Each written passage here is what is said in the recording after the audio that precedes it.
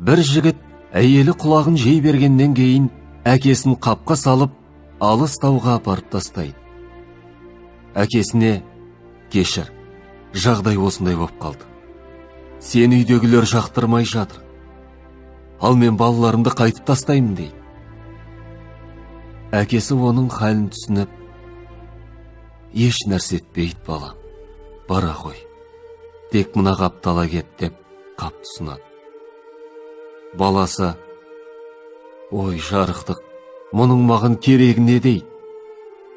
Әкесі: ұлым, сен қартайып, балаларыңа керегің болмай қалғанда, осы қаппен сені де осында жеткізеді деген екен.